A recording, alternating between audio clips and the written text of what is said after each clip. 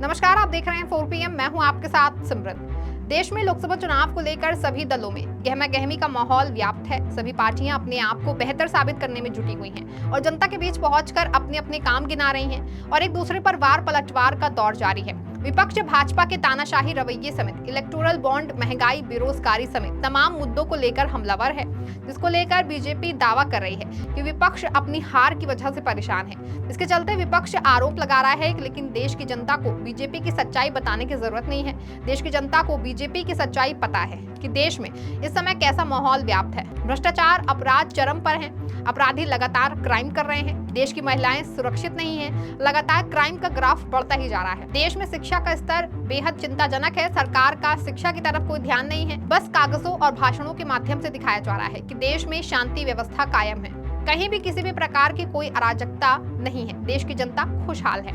बता दें कि बीजेपी सरकार में किसान सड़कों पर हैं, युवा बेरोजगार हैं, देश में आपातकाल जैसी स्थिति है।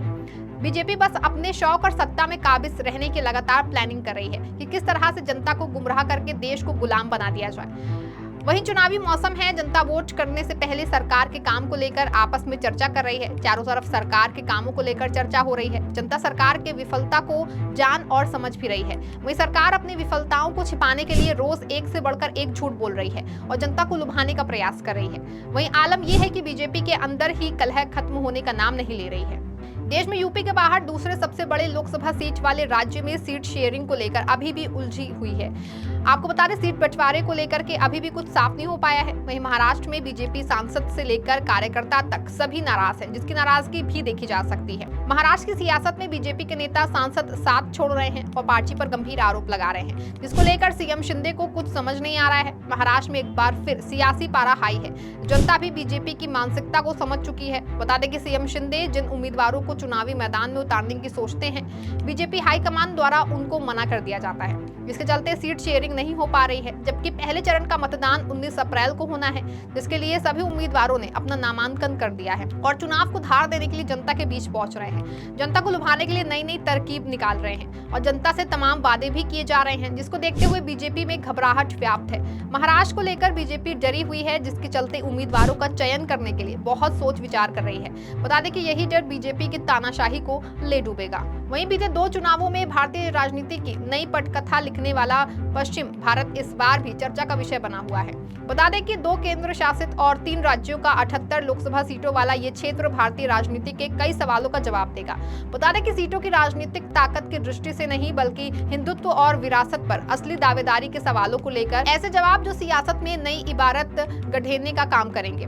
वहीं असली नकली शिवसेना एनसीपी पर मोहर के साथ ही करीब 3 दशक से भाजपा की नई व्याख्या भी करेगा और भारतीय राजनीति में एक नया आयाम देने का काम करेगा। बता दें कि लोकसभा चुनाव में महाराष्ट्र का यूपी के साथ दूसरे सबसे बड़ा लोकतंत्र है, जो दिल्ली का रास्ता तय करता है। इसी को देखते हुए सभी पार्टियां पश्चिम भारत तो साधने में जुटी हुई हैं। बता दें कि लोकसभा की 78 सीटों वाली पश्चिमी भारत के 5 राज्यों के नतीजे देश की भावी राजनीति की नई दिशा और दशा तय करने में अहम भूमिका निभाएंगे। वहीं पश्चिमी भारत हिंदुत्व के असली मार्गदर्शन का पता ठिकाना देगा। बता दें कि लोकसभा चुनाव के नतीजे बताएंगे कि महाराष्ट्र में असली शिवसेना उद्धव ठाकरे की है या एकनाथ शिंदे की, वहीं असली राष्ट्रवादी कांग्रेस पार्टी शरद पवार की है या उनके भतीजे अजित पवार की। और यही राज्य के नतीजे ये तय करेंगे कि देश में हिंदुत्व और धर्मनिरपेक्ष का मिलान संभव है या नहीं। वहीं महाराष्ट्र के नतीजे ये भी बताएंगे कि हिंदुत्व की सबसे बड़ी प्रयोगशाला और हिंदुत्व के गढ़ में कांग्रेस और उसकी अगुवाई में विपक्षी दलों के गठबंधन का वाकई कोई भविष्य है या नहीं। हिंदुत्व का गढ़ कहा जाने वाला पश्चिमी भारत इस लोकसभा चुनाव में क्या कमाल दिखाता है, ये तो आने वाला समय ही तय कर पाएगा। वहीं बीते 10 साल में भारतीय राजनीति के सबसे बड़े बदलाव का सूत्रधार महाराष्ट्र रहा है, जहां लोकसभा के बीते 2 चुनावों में भाजपा शिवसेना की जोड़ी ने कांग्रेस राकांपा गठबंधन के गठबंधन को कहीं का नहीं छोड़ा। इसका मुख्य कारण मोदी की लहर मानी जाती है, लेकिन 2 बार लगातार बीजेपी को मौका दिए जाने के बाद भी बीजेपी अपने वादे पर खरी नहीं उतर पाई है, जिसके चलते इस बार महाराष्ट्र में बड़ा बदलाव देखने को मिलेगा। बता दें कि इन दोनों चुनावों में रागज ने राज्य के 48 में से 42 सीटों पर कब्जा कर लिया है। केंद्र राजनीति में हिंदुत्व का झंडा बुलंद करने के साथ नए सियासी समीकरण बनाए थे। हालांकि बीते चुनाव के बाद मूल शिवसेना के पाला बदलने और एनसीपी के 2 हिस्सों में बंट जाने से सियासी लड़ाई दिलचस्प हो गई है। वहीं पहली बार विपक्षी गठबंधन महाविकास अघाड़ी और सत्तारूढ़ गठबंधन महायुति के बीच सीधी टक्कर होगी, जिसका इस लोकसभा चुनाव में बहुत बड़ा असर देखने को मिलेगा। दरअसल राज्य में भाजपा से किनारा करने पर पहले शिवसेना और विरासत के सवाल पर एनसीपी में दो फाड़ हो गई है। वहीं मूल शिवसेना के एनसीपी कांग्रेस के साथ सरकार बनाने पर एकनाथ शिंदे ने अलग लाइन ली और कई विधायकों सांसदों को अपने साथ जोड़कर भाजपा की सरकार का रास्ता साफ किया। इसके बाद विरासत के सवाल पर अजित पवार ने अपने चाचा शरद पवार से अलग होकर नई सरकार में डिप्टी सीएम बन गए। अब नतीजे बताएंगे कि मूल शिवसेना और मूल एनसीपी आखिर किसकी है। पवार और ठाकरे की सियासी पकड़ की पैमाइश उनके राजनीतिक कद का भी निर्धारण करेगा। बता दें कि इस बार का लोकसभा चुनाव महाराष्ट्र के लिए काफी दिलचस्प है। वहीं इस चुनाव से पवार और ठाकरे की शक्ति का पता चलेगा कि कौन सी पार्टी का महाराष्ट्र में वर्चस्व कायम है। इसका सबसे बड़ा कारण ये है कि दोनों पार्टियों में आपसी कलह के बाद दोनों पार्टियां दो गुटों में बंट गई हैं। वहीं इस लोकसभा चुनाव में ये पता चलेगा कि असली पार्टी का वर्चस्व है या फिर अलग हुई पार्टी का है।